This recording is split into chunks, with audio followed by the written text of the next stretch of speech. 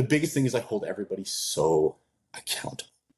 And once you can be accountable, you can make change. And I don't play games when it comes to it, right? I'm not worried about how you feel right now. I'm worried about how you feel in 3 months when you don't even recognize yourself. Fire, earth, wind, water. This is the Elemental Educator. And now your host, Tyler Como. Alchemists, welcome to another episode of the Elemental Educator Podcast. I'm your host, Tyler, and thank you so much for joining our community for another incredible connection. If you're here for the first time, welcome to a place where we redefine leadership and challenge the status quo. For those returning alchemists, take some time to expand our community and share this platform with one other person today. I'm so thankful for your passion and dedication to being better together. Now get ready to let the alchemy of education ignite your passion for learning. Dr. William Fox has been a psychologist for 8 years, running his private practice, Anchored Mental Health. Will is a painter, artist, and he's going to give me my next tattoo. Welcome to the Elemental Educator Podcast, Will. It is my pleasure to have you here today. Hi, Tyler. It's absolutely my pleasure to be here. Thank you so much. I feel incredibly honored that I was asked to do this. Hopefully I can be a good guest. Oh, it's going to be great. And first podcast, right? Yeah, so absolutely my first podcast. Get it out of the way. We'll do many more after. It's going to be a great time. Oh, perfect. Hopefully I'm such an intriguing guest that you want me back. That'd be pretty special. It'll be great. I can feel the energy. Now, I have to get the ball rolling with the big question, Will, which is, how did you get to where you are now? Oh, how did I get to where I am now? So I had a very, very interesting life. Oh my God, do you want the long story? Well, I mean, episodes are normally an hour. This segment's about 5 to 10 minutes. No, you share what you want to share, Will, and we'll roll with it. Fair enough. So I had a pretty rough childhood. One of the reasons that I wanted to get into psych in the first place was my mom was incredibly mentally ill. And that's kind of presented through her whole life. She still is going through a lot. And she's one of those people who never wanted to tackle any of the issues that she had. So it just progressed and progressed and progressed. But it started from when I was really young. And through a lot of wonderful people in my life, coaches, people that I was close to, they kind of realized that I had a knack for school, that it came easy, but I had zero desire to show up. And that was tough. So those people insisted that I join peer tutoring, of all things. And what would keep me coming to school, and I think my graduating year, although I graduated with principal's list and honors, I skipped something like 63 days of school. which is a lot. And but I showed up consistently on the days that I had to peer tutor. And from there, I got a scholarship for swimming. I was a big swimmer. I got injured out, which was that's another very long, interesting story. And then from there, I was lucky with academic scholarships. And then when I finished with my PhD, I did not think that I had any life experience or anything of value to give to people who are coming to me with mental illness. And I suffered with my own depression and mental illness. Honestly, I went and I talked to a counselor when I was 21, and it was incredibly eye-opening. I just assumed that everybody wanted to kill themselves every day. I just thought it was my norm. And even with all my schooling, I was just like, well, this is just me, not realizing that I could do the work myself. So, I mean, proof's in the pudding. I was absolutely not ready to help anybody. It has to start with you. And I think all psychologists need to be practicing what they preach at all times. And if they're not, you're in the wrong position. You're in the wrong job. Go find something else. Do statistics. Don't be talking to people and telling them what to do, because if you haven't lived and you're not ready to do the work, it's just, it's of no value. Right. So anyways, one of the best things that my dad ever told me was no matter what I did, I had to have a trade. So I took welding at the same time when I was going to university, and I was lucky I had that to fall back on. And I welded and I worked on the rigs. And then from there, I got a welding company and found some wonderful people. I got really lucky too. I had incredible relationships throughout my whole life. If anybody was the problem in those relationships, it was me and my depression. right? I would think when I would start to spiral down and feel really bad, that was a sign the relationship was going bad. So I would end up leaving. Anyways, I found myself with an incredible partner. And when I was spiraling out of control, although she was an amazing person, she had some really bad hangups herself. And because in those really good relationships, I was used to being, like, when I would sit down and have a conversation, I was used to it being really receptive, right? And understood that that's what we were going to do. And when I ran into that roadblock, what I did was just self-blame, because I had zero self-worth growing up, right? So I would just assume it was my fault. The other person wasn't willing to change, so what could I do? I would change. And then it built and built and built until my whole life just erupted. And I went and spoke to a therapist myself. And I remember the first day going in, he asked me what was wrong. He was an old war vet, and he was all about accountability. It was amazing. Holy man. I'm still really close to him today. Amazing human being. I put my head in my hands and I said, I'm a monster. Help me. And he was like, whoa. Like, that's not true. Let's figure out what's going on. So we did. And after the first session, he was like, what do you do for work? And I said, well, I'm a welder. And he was like, come on, man. Like, tell me the truth. You obviously have a background in psychology. And I told him, and he's the one who insisted that I go back. That I was neglecting my calling, that everything about me just screamed I wanted to make a difference. But I was afraid of failing. I was afraid of not being enough, everything like that. And I worked really hard to get over that. Went back, did my exams, and then I'm a psychologist ever since. That was 8 years ago. That's a journey, Will, that could be the entire episode, and we could spend hours unpacking where we went and where we are. It's very apparent. But we're going to segue into our grounded moments, which is our earth element. And in our earth element, we unpack our core values. I'm chuckling because I've said unpack twice, and somebody called me out a while ago for using the word unpack a lot, but I've said it twice here. So I'm falling guilty to that. That being said, there are so many lists, and I've talked about this on the show before. And the list that stands out to me is one that really has relationships as a value. And it's very apparent in the work that you've done, in the pursuit that you've done, in the goals that have led you to where you are, that you're rooted in this heavy core value of relationships. Potentially one of experience is what I see in you as well, and hear from your story. So it's powerful. It's powerful things for me. And I want to use that to segue into our earth element on grounded moments. 3, 2, 1. Rooted in wisdom, driven by purpose, welcome to Grounded Moments. And to build some momentum here, Will, we're going to play a game. Sounds great. This game is called Principles or Preferences. So I'm going to give you a statement, and you have to tell me if it's a core principle to you, which means something you live by, absolutely no exceptions, or if it's a personal preference, which is something you like but don't expect from others. Okay? The catch is no explanations, just instinct. We won't let anything get taken out of context. Okay? Are you ready? Yes. So hold on. Principle or preference, right? That's what I'm thinking. That's all I need from you. Is it a principle or a preference? Gotcha. All right. Pineapple belongs on pizza. That's principle. It's always better to be early than late. Oh, principle. Breakfast food is acceptable for every meal. Preference. You should never start a movie if you know you can't finish it. Preference. There's no such thing as too much coffee. Principle. Board games are better than video games. Principle. Socks should always match. Preference. The best days to start with music, not the news. Principle. Taking a nap during the day is totally okay. Preference. And ice cream is an all seasons dessert.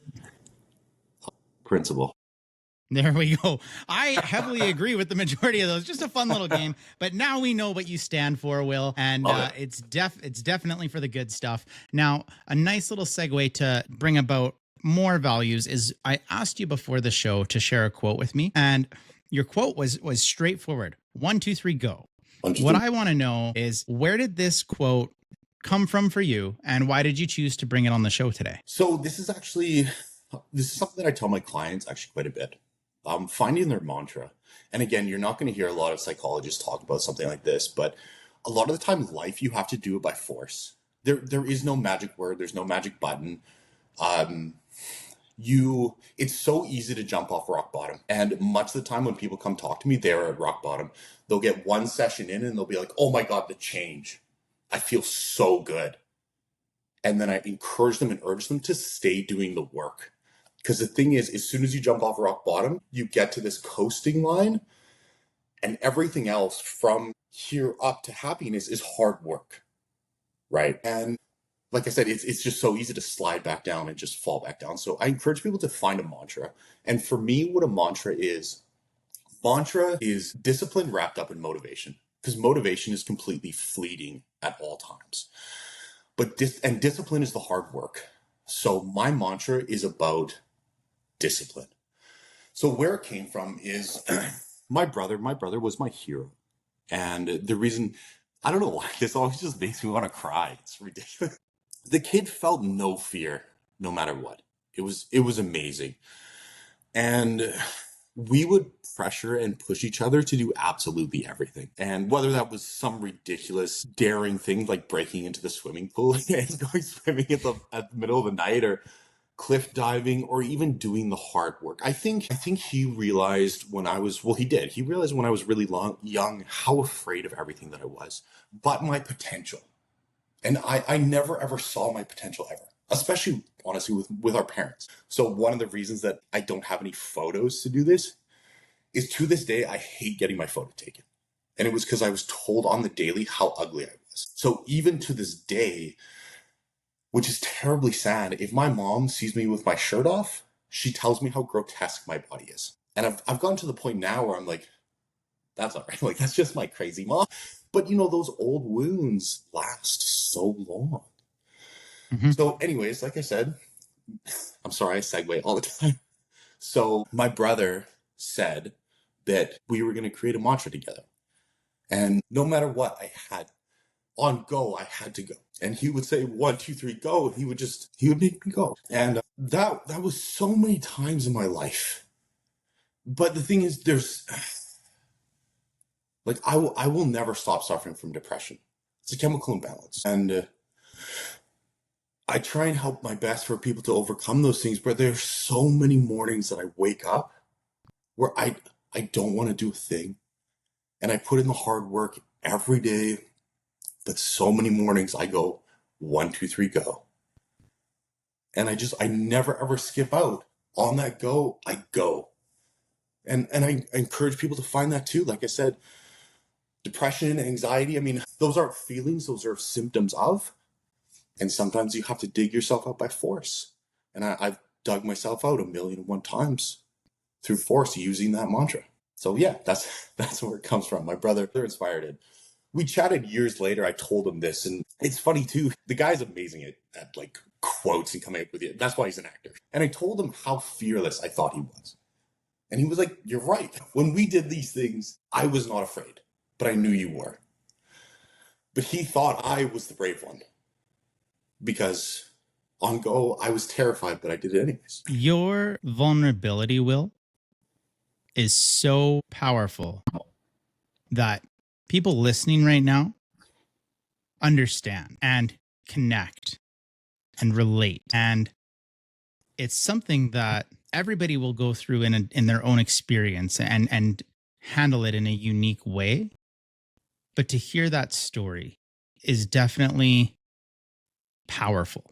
And thank you for sharing. That's a very vulnerable story to share, and a very connected meaning to 1, 2, 3, go. It reminds me of another gentleman that spoke to me once, and he said every day when he gets out of bed, the first thing he does is a little fist pump and goes, yes. And starting your day with that, in my building, we have someone who walks in and always says, today's going to be a great day. And there's days where I got to work and I didn't think that. And there's days where other kids in our building got to school and they didn't think that. But we made it actually a part of our morning announcements, because you're manifesting, right? Your mantra, you're manifesting energy on how you want to go about things. And 1, 2, 3, go is a great way to just get started, right? It's a good way to say, get up and get moving. 1, 2, 3, go. So I just wanted to share, Will, I appreciate that so much. You took my next question from me, which is going to be, how does this show up in your workflow? But let's segue to it a little bit here. And so as you're working with clients, how does 1, 2, 3 go operationalize for you? I think the way that it comes about is honestly talking to people, doing what I love.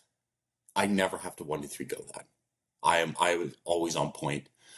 But because this, like I said, this is my calling. This is one of those things that I have put on a certain pedestal that is like, that's why I do it, right? Like, this is why I get up in the morning. You know what I mean? But how it manifests itself is sharing that story and sharing my vulnerability. So although I talk to kids and I love kids, child psychology, I do talk to a lot of women. I started this and I started my journey for men's health. And I would like to think that I'm actually a big pioneer in men's health in general. Talk to people about men's health, talking to other psychologists about men's health, how to treat it, how to do the work, person-centered psychology, solution focus, all these things are generated directly for men's health. If I'm not willing to be open and vulnerable and share my story with these guys, how do I expect them to do that? So that's how it comes about, is showing them it's okay. Showing them that, like, I tell everybody I'm not special, and if I can do it, so can you. And that includes things like sharing how I feel. I talked to a gentleman last night who was so overwhelmed by the idea of talking about how he felt with his partner of 15 years. How heartbreaking is that? And it's because his whole life he's been told and shown that he couldn't, or it would be used against him, or weaponized, or you just need to shut up because your feelings are not valid, or because you feel angry right now, you're weak. And I'm just like, and he emailed me this morning being like, dude, thank you.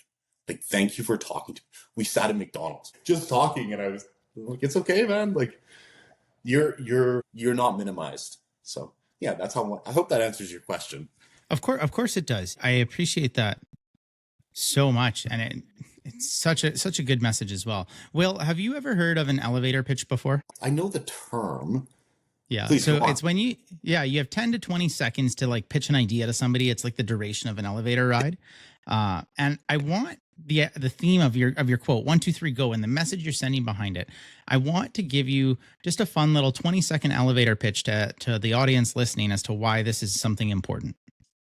You want me to? Oh my God, I have to do it. Yeah. We're gonna wing our best little 20-second pitch. Okay. Whenever you're ready, give me a count.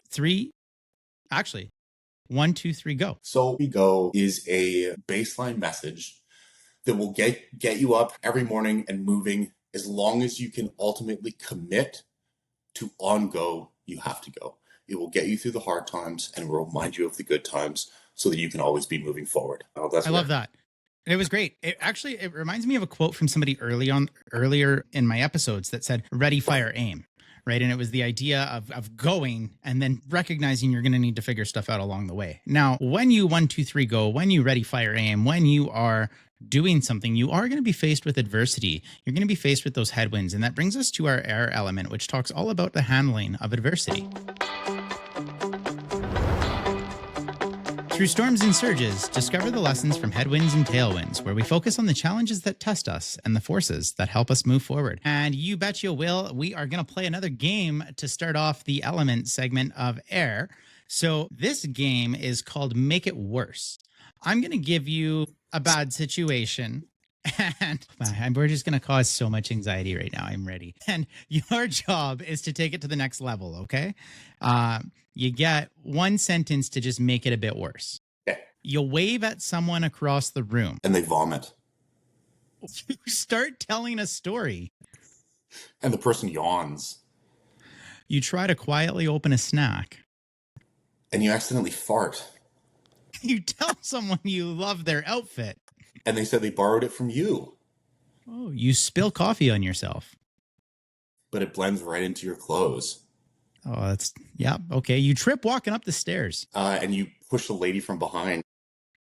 You accidentally call your boss by your pet's name. Oh, and he does it back. See, and I would have said, and you proceed to give them a treat or something. Oh, you start singing along to a song.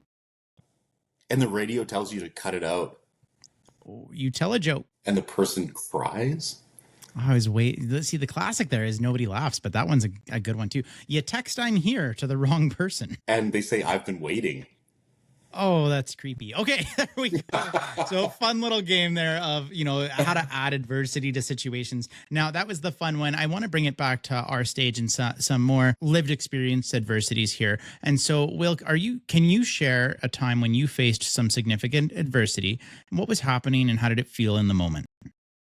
Some significant adversity that's really poignant. Some significant adversity. When I was returning to psych, the fear of failure was overwhelming in a lot of ways. I think it's the fear of great expectation, right? And so sports always came really easy. School always really came easy. All these different things always came easy to me, but I was never competitive. And because I never viewed myself as having any potential, it also really didn't matter. And that's what I like to think how it is. But at the same time, I'm also like, well, how would I have felt if all of these people, including myself, had great expectation and then I failed? What if I tried my hardest and I truly failed? And I knew that I had to try my hardest to overcome what I had to overcome to get back into psych. And much of that too was conquering my own demons, feeling like that I could do this, that I could talk to other people and lead by example. And yeah, that was big adversity for me, to bury that feeling in a positive way, to just get over it, to do the work and realize that every day when it was so hard and every day when the work was put in, I felt better, that it would come together. I had to believe that it would come together. One of my favorite quotes is high expectations is an act of love, while low expectations is an act of apathy. And to set high expectations for yourself is to love yourself. Now, that doesn't mean it's easy. It does mean that it's incredibly difficult if you're continually setting high expectations. And we talk about headwinds being something that slows you down and holds you back. But I just interviewed Tom Buck 2 episodes ago. He's a content creator, former teacher now. Through the process of trying to get an aviation license, had said a headwind is actually a great thing because it's what gives you lift. It's what helps you elevate faster. So during this headwind of, we'll call it self-doubt, right, is what we were experiencing. When did things start to shift and you started to turn that headwind into a bit of a tailwind for some momentum behind you? I think it was realizing the little bit of success that I would feel every day. It was going to bed when I had scheduled in what I needed to accomplish in that day for both my mental health work that I needed to do, being able to cross those things off and realize that when I went to bed, I wasn't pulling the same garbage of saying that I was a night owl because I felt so out of control. I was staying up all night, tell myself I had some semblance of control. I could actually go to bed, lay down and fall asleep. And for me, that was a big change in that for myself. I think what you're talking about too with headwinds is emotional resilience. So emotional resilience, it comes in so many forms and packages. And emotional resilience is something that I try and tell parents to talk to their children about. One of the biggest things is that our responsibility as parents to make our children happy. What do you think? It depends. Sometimes you also have to recognize with them it's okay to be sad. Yes, absolutely. That's the thing. It's actually not. Your responsibility is to give them emotional resilience. It's not to make them. The yeah, but statements is one of the worst things you can ever do. And what you need to do is steer them into the scary. Steer them into so that you show them that you can handle their extreme emotions. Because when you're young, when you think the world is ending, it is, right? So you're telling them you can handle their extreme emotions, so they should be able to handle it too in time, right? And that creates emotional resilience. So every time you fail, you don't go, yeah, but, and change direction, you persevere. And like I said, that comes in so many forms. So for me, much of the time, because there was no safety net to anything that I ever did, I built huge emotional resilience. So when I failed, when I got scared, all these different things, my mantra, different things like that, I just pushed and pushed and pushed. Would I want my childhood to be on anybody else and be like, that builds emotional resilience, just do that? That's horrible. But I think that's really pivotal, right? Is that emotional resilience. For sure. And I think of my kids who are both under 3 right now. And there are times where, we have caught ourselves saying, are we putting a Band-Aid on a problem, or are we building a solution for the future? Because you want to build that resilience so that if there's ever a world where you're not there to put that Band-Aid on, they need to do it for themselves too. And when they become adults and they get older, they're going to need that as well.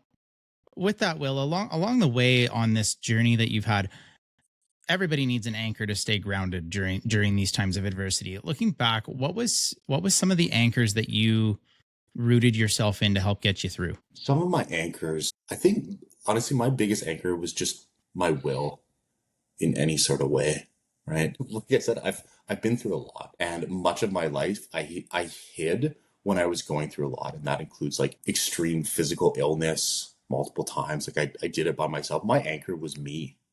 Right. And no matter how much I hated myself or looked in the mirror and hated what I saw and stuff like that, just something inside me was just like, you just don't give up. Right. I appreciate that. Yeah. Yeah. So I just figured that one day I would learn to love myself. I know other people did, and I could do it too. And I was my anchor, right? I was my rock. It wasn't always the most stable rock. But I didn't have anyone to rely on. So it was just me. And I think that that's okay. And I built a family.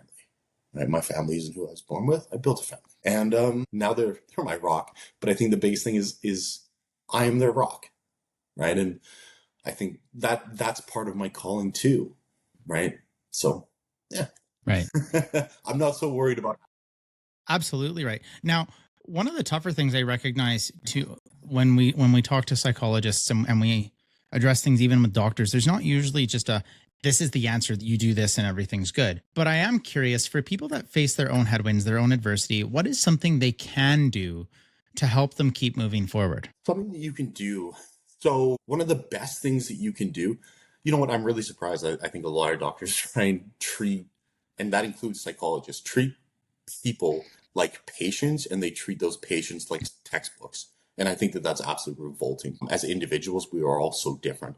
But something that we can all take on board is our brains are terrible storage places. And if we let problems and issues and self-doubt and all of these things sit in our minds, they will eat us alive. And they also become these jumbled webs of extremes and lies and all these different things. One of the best things that you can do is write down how you feel, right? Write down your problems.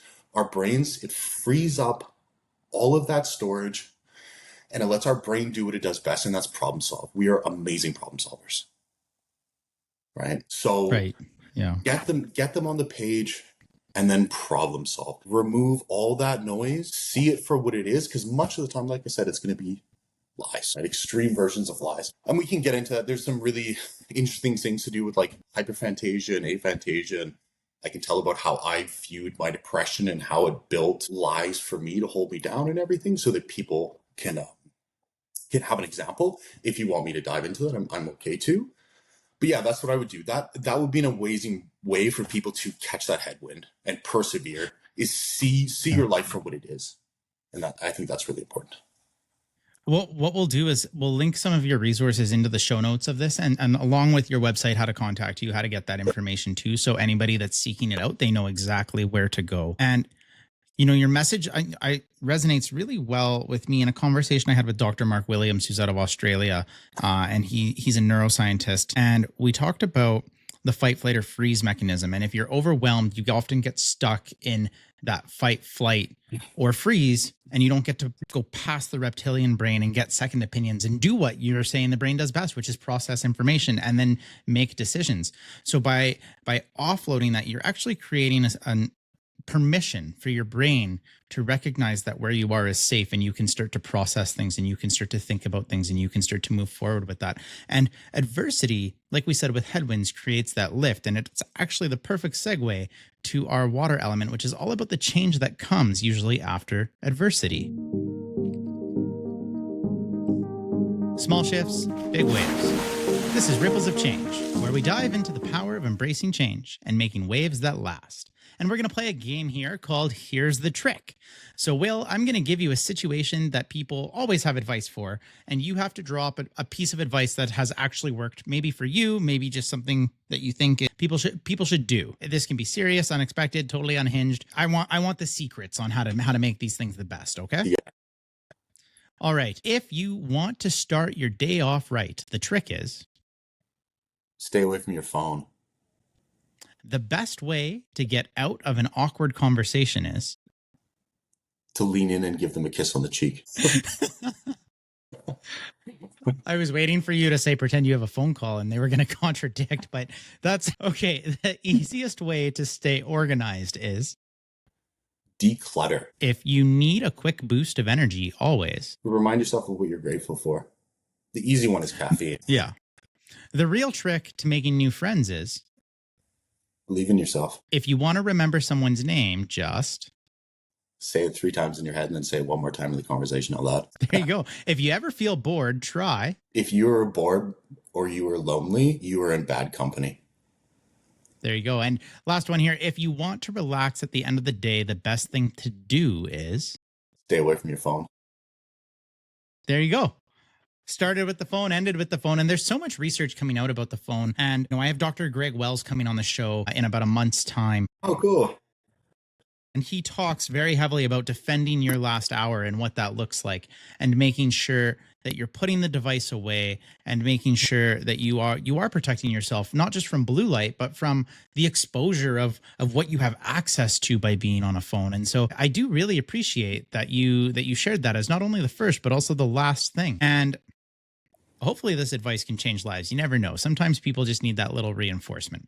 But I do want to know, Will, as we segue to other changes, what is a recent change that you have embraced or led? So a recent change that I actually implemented, which it sounds silly, I guess. It sounds silly in my head, but for me, it absolutely means the world. So me and my partner are trying for a child, and I used to, and I still do. We have 2 cats, and one cat is like the goofiest, most rambunctious thing you ever see in your life. And I love to pick her up and play something called rocket ship. And I will like run around the house pretending like she's a rocket ship, chasing the other cat, swinging her around the chair, and then I'll throw her onto the couch, and and then she comes running to me to do it again, right? So I realized after doing that, I was terribly out of breath. And which is pathetic, right? It's not. But you know what? So Coming from being a former professional athlete and all this stuff, yeah, I can push a lot of weight and I go to the gym every day and I do my at-home workouts, but look like I'm in shape, but I'm in horrible shape. 0 cardiovascular health. And what I told myself was, at this point, when we have a child, I will not be able to run around with my kid.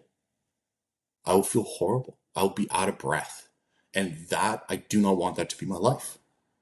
And running, there is nothing more powerful in the human brain for mental resilience and strength than running. Putting your feet on the road and it hurts. And it hurts the whole time, no matter how good of shape you're in, because you just push and push and push.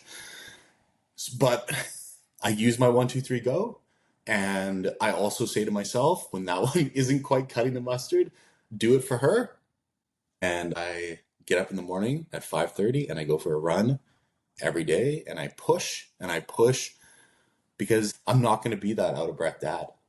I don't want to shorten my life when they're a part of my life. I think something to remember too is people always say things, and it's very powerful and it's very true, that I die for my kids. Don't. Live for your kids, right? Put in the hard work, overcome your traumas, clean up your goddamn diet, like change your life. Kids do not do what we say. They do what we do. And if you're the example, they will live by that example. I want to be the example, right? And that's what I mean. That's why I've tried to overcome your kids are smart. They'll be able to tell if you hate your body. They'll be able to tell that you're ugly. Those words will slip out of your mouth. And I'm like, I need to change that before I have kids so they don't go, why does dad think am I ugly too? Because they're not gonna be like, well, dad's ugly, but I'm beautiful. No. they're going to think that they're ugly no matter what.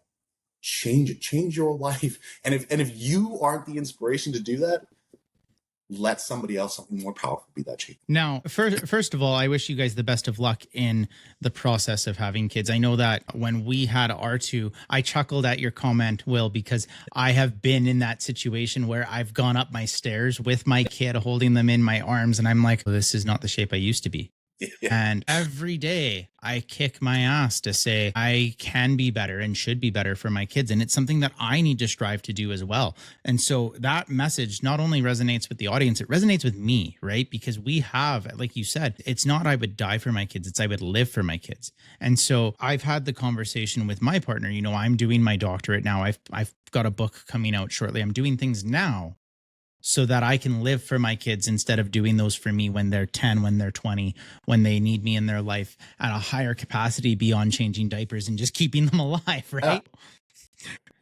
You know, it's such a powerful message. And with that message, though, Will, this is a change, and most changes come down to two key moments: that first step and the final move that makes it stick. And with the journey that you're explaining, I don't know if there will ever become that final move to make everything stick, but what is that first step you took to say, I am committed to this? It was setting the alarm at 5:30 in the morning.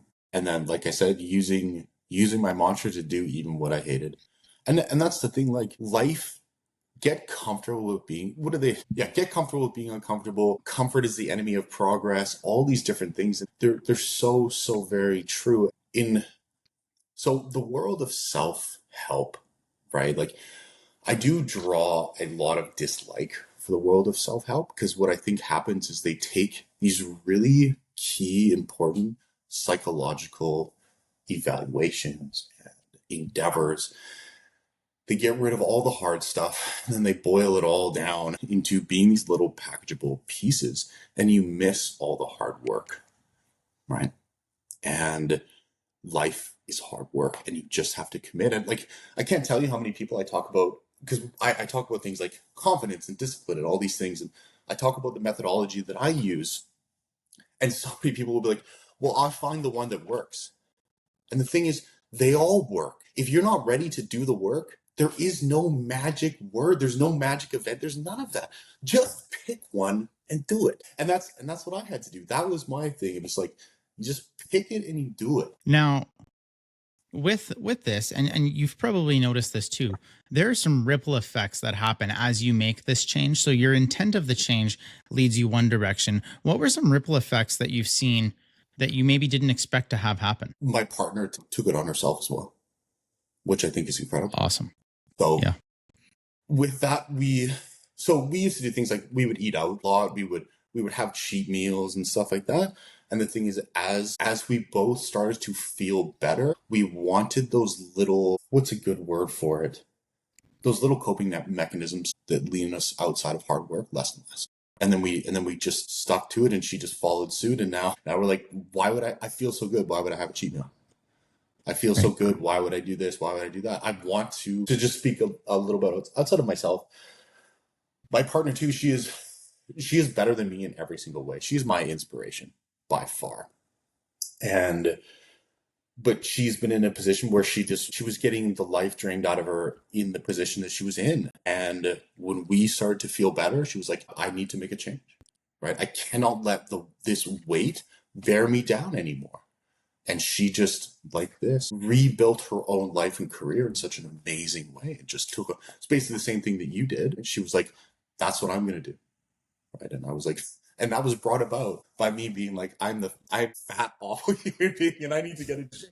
Well, people often worry that change won't last. What's one thing that you recommend people take on to make sure that this change they're trying to do becomes a part of their culture rather than just a trend? You have to commit, and you have to make it a habit. And that's the thing. Change doesn't stick, right? Growth sticks. And you have to commit to growing, because nobody can make you change. You change because you want to. And again, change is usually brought about by quote unquote motivation. And motivation is fleeting. You got to make it growth, and you got to want it, and you got to put in the hard work. Right. And The same guy that talked about when he gets out of bed, he goes, yes, every day. He sent another really powerful message, which was the desired behavior that you want to see is influenced by like a multiplication factor. And if any of these factors are zero, you're not going to get to that desired behavior. And so one of them was motivation, one of them was prompt, and one of them was just general idea. And if any of those become a factor of zero, you're never going to see the desired behavior. And so the goal is to at least create a factor of one, right? And if you can create a factor of one in something, you have a chance to continue it and to prolong it. And with that, we talk about personal growth. It's growth for a reason, and you're always growing because change is inevitable and change is always occurring. If you're growing properly, you're always changing. So recognizing there's no change that should stick, but there's changes that will always evolve. And it's how to embrace that change, make that big decision, and take that risk, which brings us to the fire element and our spark or burn segment.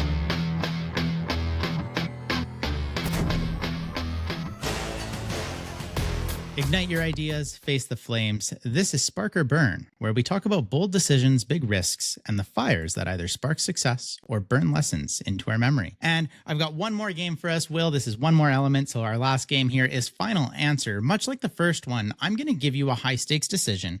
And instead of principle or preference, you just have to lock in an answer of this or that. And it's immediate, no explanations, no takebacks. Okay. You ready to play this one? I'm ready. All right. Would you rather have unlimited coffee or unlimited snacks? Snacks. If you could only watch comedies or action movies, which would you choose? Comedies, baby. Would you rather be able to speak every language or play every instrument? Oh my God, every language for me. Right. If you had to pick one, morning person or night owl? Morning person. Would you rather live by the beach or in the mountains? Beach. If you could only eat one, tacos or pizza? Tacos. Would you rather travel to the past or the future? Future. You have to give up one, chocolate or coffee? Chocolate. Would you rather have a personal chef or a personal driver? Personal driver. If you could only listen to one genre of music forever, pop or classic rock? Classic rock. There we go. Okay, so we have some beginner bold choices there and some very good answers, might I say, too. No regrets. They're locked in. That's your final answer. And, Will, you just have to live with them, and we're going to move on. Can you tell us about a time when you made a bold leadership decision or took a major risk, and what was your spark behind it? A major risk that I took was leaving the pursuit of medicine. And whether or not that was a leadership move, I'd like to think that if I could go back in the past, that maybe I would change my mind and I would continue to pursue that. I led a very different life than most people in academia. I see, again, this is one of my big controversies, right? Like, I hate the world of academia. I think it's full of nepotism and ridiculous ideas that just don't fit the real world. And even like, I'm sure that gentleman that you were talking about was incredibly intelligent, but this might be something you want to cut out. but like, boiling things down into these little motivational speeches and stuff does not work. Mm-hmm. People need to do the hard work, and if you can pick it up into these little things like, scales and what works and delineations of zero and stuff, those are great for in the moment, but they don't last. You have to, at least for me, you have to talk to people like they're people. You have to show them how it works, get them wanting to do the hard work. And that's all it is. And that's why people jump from trend to trend. It's just the same little dose of motivation instead of real inspiration to do the work. Anyways, people in academia, I just did not agree with how things were done and how they treated people and even how they looked at people from a psychological standpoint. And I became incredibly jaded. Maybe I became jaded because it came easy and I felt like it would always be there or whatever it was. But I decided to leave. And I know telling people that, some people have mixed feelings about it, but I'm okay with that. But like I said, whether or not I left for the right reasons, I don't know. But it shaped my life into what it is. I know that if I had stayed when I was there, I would have become more jaded and more unhealthy and probably would have burnt out and not been the version of myself I am now, in a bad way. So For me, it was good. And that, for the record, that's not a part that's going to come out of the show. We're going to leave this in because it's a very powerful message. And where I'll go with this is, we know in the realm of education, we tell people this all the time: one-time PD doesn't work. It doesn't solve problems.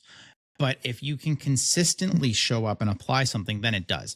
And so with his message around, you need at least a factor of 1 on something, that's saying you need to find consistency in it, right? So the message I pulled from his message was not his one-time PD sage on the stage moment, but it was the message of, if you can add consistency and do something regularly, you can ingrain it into something that you now just do every day, and you've adopted it and it becomes your own. And if we just preach something once and we say, we're going to do this once, I'm going to wake up in the morning once this week, I'm going to wake up and I'm going to run or I'm going to work out, it's not going to last. You have to make it a habit. You have to do it almost daily or commit to it every other day. There has to be that level of consistency. Now, the thing is, though, I took more from what you said because those are real worlds in the big, really real world.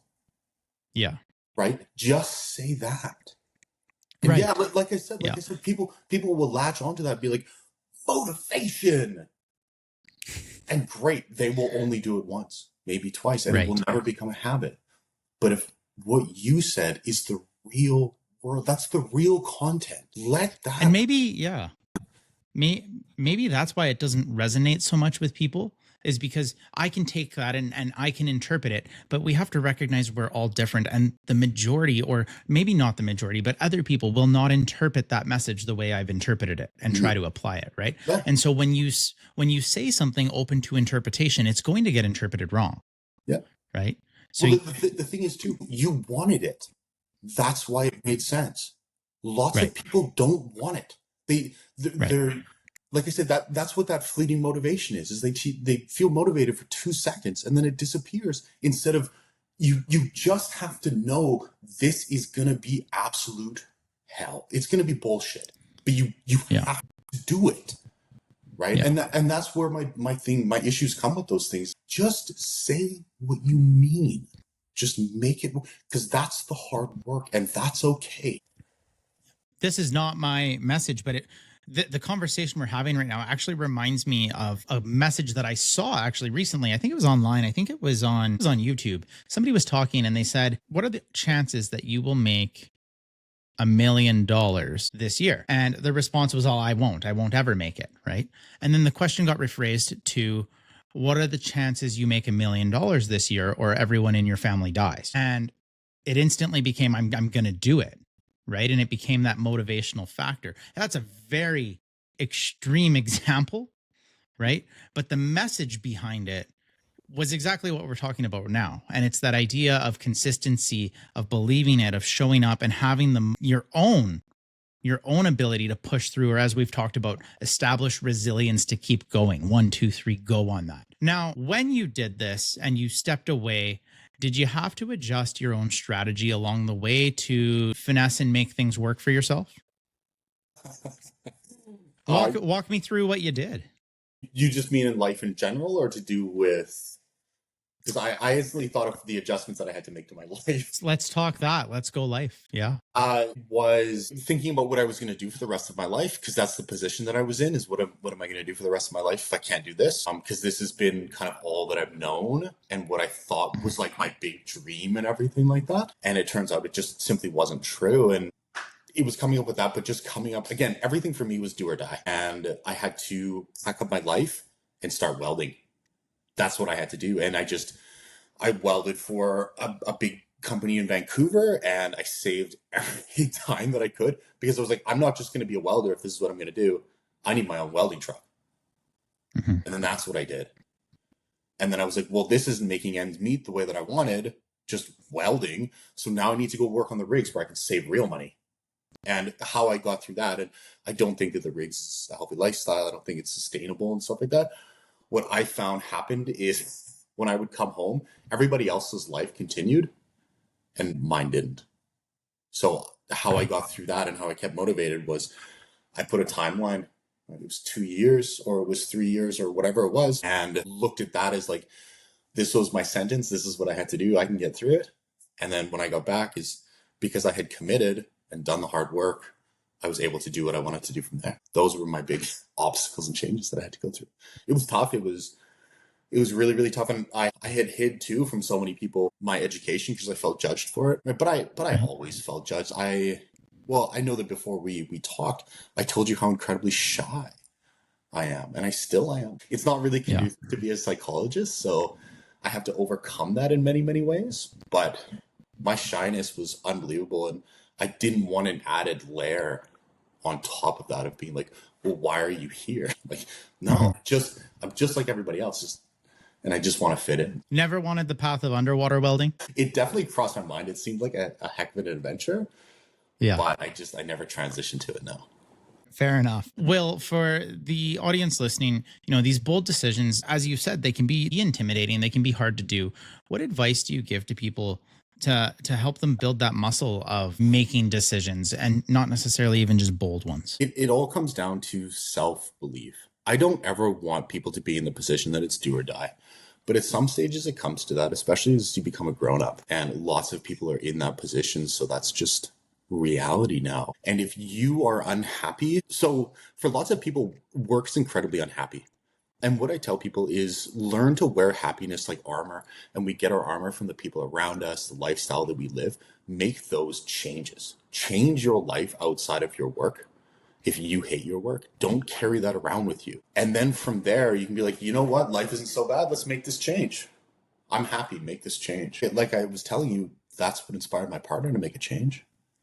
Yeah. She added another huge layer of confidence and happiness. And then she was like, why am I doing this? I can make that change. Yeah. And that just stemmed from such a tiny change. So I would love to be like self-belief, but who has self-belief these days? Yeah. Like we all, I think many people nowadays suffer from huge self-worth issues. So find what makes you happy, commit, do the hard work, and the hard work will also make you happy. And then you'll want to change. And people aren't afraid of change. They're afraid of the unknown. They're afraid of what it might be. And they run themselves through all these scenarios, right? And they begin to think about, oh, it could be this, it could be that, it could be that. You're not fearing change itself. You're fearing what you don't know is going to happen. It's the unpredictability of your future. And I would say, like, you have to, if you can give something 2 weeks, you'll learn how to exist with it, right? They say most things take 2 weeks until it just becomes a part of what you're doing. And if you give it 2 weeks, again, you'll find a way to make it work. You're in a bad spot, try something for 2 weeks, see where it goes after trying and see if that changes things. Be willing to commit to that. Be resilient for 2 weeks and see what that can do for you. Well, Will, it has been my pleasure to connect with you. How can our audience get in touch with you if they want to learn more? Tyler, it's been an absolute pleasure. I do honestly hope that we can do this again. I feel like we could have a lot of really open, honest conversations in so many ways, and I would love to do that. But for connecting with me, I have a website, anchoredmentalhealth.ca. I have a Facebook page and an Instagram that I never ever post on. And again, I encourage people, listening to something informative is totally different than just filling your brain with junk. And Instagram is so if you maybe don't connect with me there, but if that's your only option, please do. Same with something like Facebook, but email me my phone number directly to my business line that you can text message or call. It's right on that page too. I love people. I love talking to real people. I will give you the best honest psychology that I can ever provide. I'm gonna hold you the biggest thing is I hold everybody so accountable. And once you can be accountable, you can make change. And I don't play games when it comes to it, right? I'm not worried about how you feel right now. I'm worried about how you feel in 3 months when you don't even recognize yourself. There it is. Right before the show, you said that line, and I said, no, don't ruin our segments, because that was a good one. Now, I have to say that I will defend my Instagram and say Elemental Educator's Instagram. We post things that are meant to help people. We guide them with reflective thoughts. We prompt them with engaging discussions. So it's not all bad. If you are caught in the doom scroll on the real page, though, then you are in a bad environment there. And yeah. So alchemists, as we wrap up our episode, I also want to take a moment and share my appreciation for your listenership. Again, I say this every episode, but you're the reason we're here. You're the inspiration for the show. And I hope that our journey today sparked some points of interest for you. If it did, let me know in the comments of our YouTube video or email tyler@elementaleducator.com and let me know what stood out to you. To dive deeper, make sure you check out our monthly newsletter for scholarly insights, actionable strategies, and an in-depth analysis of each episode. You can also DM me on my Instagram @elemental_educator, and we'll get you set up with everything. And we'll first podcast for you. Thank you so much for taking time out of your schedule to connect, collaborate, and empower us all through your lived experiences.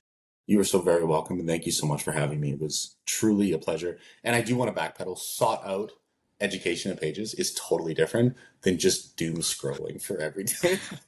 You know what I recommend?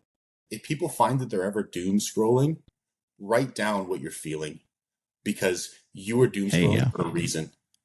Figure out what it is. Yeah. Most of the time I doom scroll, I'm tired, right? I just have to put it away and go to sleep instead. But all right. You've been listening to the Elemental Educator. We hope you've enjoyed the show. Make sure to like, rate, review, and subscribe. We'll be back soon, but in the meantime, find us on Instagram, Facebook, and X at Elemental Educator.